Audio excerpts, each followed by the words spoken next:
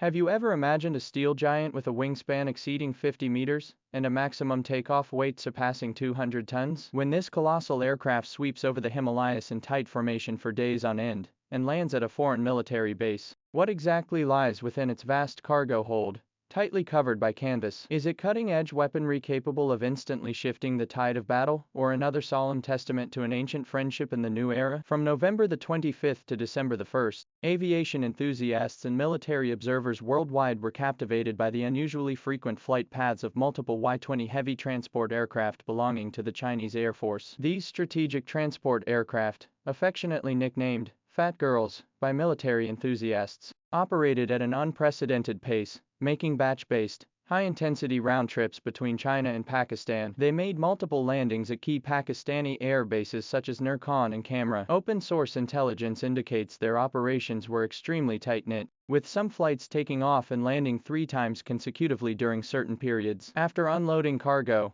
they swiftly departed, exuding an air of high combat readiness. Satellite images circulating on social media, revealing massive wing shadows and cargo holds concealed by tarps, sparked global speculation, particularly from India. Was this routine strategic deployment or strategic delivery capable of reshaping South Asia's aerial landscape? Yet amid the clamor, China's Ministry of National Defense issued a clear statement on November the 30th, providing official clarification to this aerial enigma. The Western Theater Command of the People's Liberation Army and the Pakistan Army would conduct a joint counter-terrorism exercise codenamed Warrior 9 within Pakistan from late November to mid-December. The statement explicitly stated that the exercise aims to test and enhance the joint counter-terrorism capabilities of the two militaries, jointly safeguarding regional peace and stability. This is not the first time the Chinese and Pakistani militaries have cooperated in this format. Since its inception in 2018, the Warrior series of exercises has become a fixed annual defense cooperation project between the two countries' armies. During the Warrior 7 joint exercise in 2019, China dispatched a multi-service force of over 100 personnel to Pakistan via air-ground mobility to participate. Therefore, from the most direct perspective,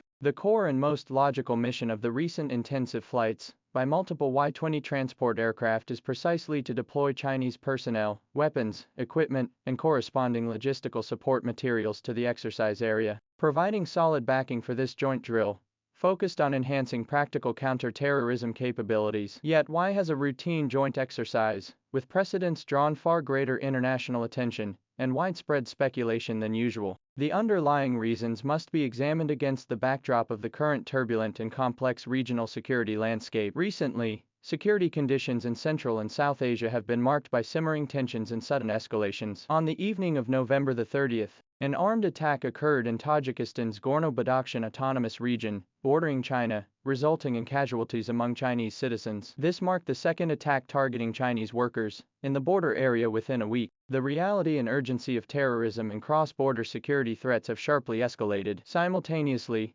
Pakistan faces severe domestic security challenges. According to open-source intelligence, the number of terrorist attacks within Pakistan in 2025 increased by approximately 18% year-on-year. The operational scope of groups, like the Pakistani Taliban, TTP, and Baloch separatist forces is expanding from peripheral areas into core regions. Furthermore, recurring friction between Pakistan and the Taliban regime in Afghanistan along the border adds to regional uncertainty. Against this backdrop, the significance of the Warrior 9 exercise extends far beyond mere tactical drills. It stands as a clear declaration, showcasing the high level of strategic mutual trust and rapid joint operational capabilities between the Chinese and Pakistani militaries. More importantly, it sends an unequivocal deterrent signal to all forces attempting to undermine regional stability, demonstrating the two nations' unwavering resolve to jointly combat terrorism and safeguard the China-Pakistan economic corridor, as well as regional peace and stability. Thus, the flight path carved by the Y-20 formation across the sky primarily conveys a force for stability and confidence in cooperation. Despite the official explanation being clear and reasonable, international public opinion,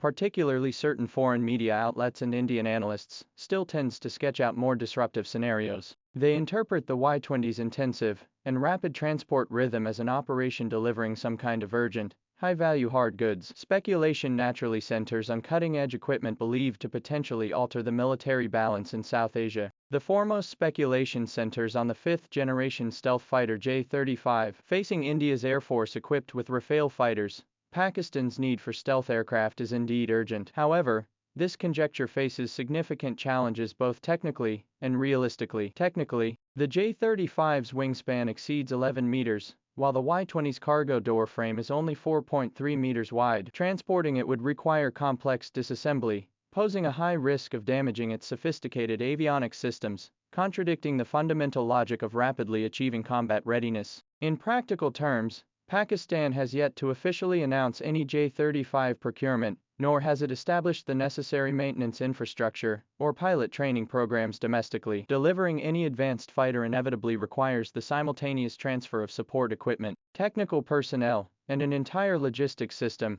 a massive undertaking that cannot be accomplished covertly with just a few transport aircraft. Furthermore, considering China's own demand for the J-35 in its current mass production phase, the likelihood of large-scale exports in the short term remains relatively low. Another popular speculation centers on ultra-long-range air-to-air missiles, such as the astonishingly long-range PL-17. Indian media express concern that if Pakistan acquires such weapons, they could directly threaten high-value strategic assets deep within Indian territory, such as early warning aircraft and aerial refueling tankers, fundamentally altering the rules of aerial combat. Additionally, interceptor missiles for long-range air defense systems like the HQ-9B, which supplement Pakistan's air defense network, and the Z-10M attack helicopters currently being delivered in batches, have also been included on the list of possibilities. Arguments supporting the latter speculation point to the limited range of armed helicopters, making strategic airlift via the Y-20 a safe and efficient option, a method already proven successful during the Singapore Air Show,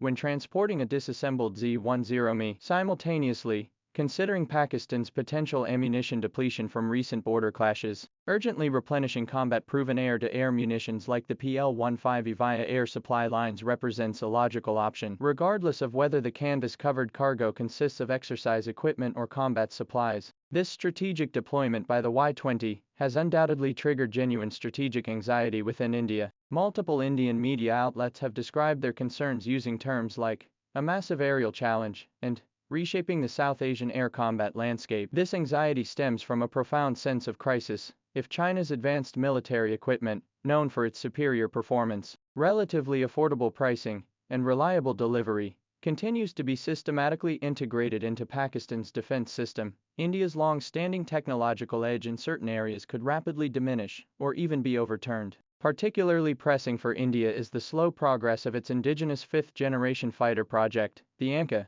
coupled with uncertain prospects for acquiring stealth fighters like the F-35 or Su-57 through international procurement. This could leave India facing a capability vacuum in advanced air power for years to come. The Y-20, representing China's growing strategic airlift capabilities, enables rapid and direct infusion of such potential combat power. This operation itself serves as a vivid demonstration of the Chinese Air Force's long-range power projection capabilities. As China's domestically developed large transport aircraft, the Y-20 boasts a maximum range exceeding 7,800 kilometers, enabling rapid intercontinental deployment. The efficient execution of this intensive formation mission fully validates its reliability and operational readiness during complex, high-intensity tasks. Moreover, derivative models like the Y-20U aerial refueling aircraft have entered production, further extending the PLAF's operational reach. The maturation of this comprehensive strategic airlift capability signifies that China not only possesses the willingness, but also the capability to provide substantial long-range support to partner nations when critical moments arise.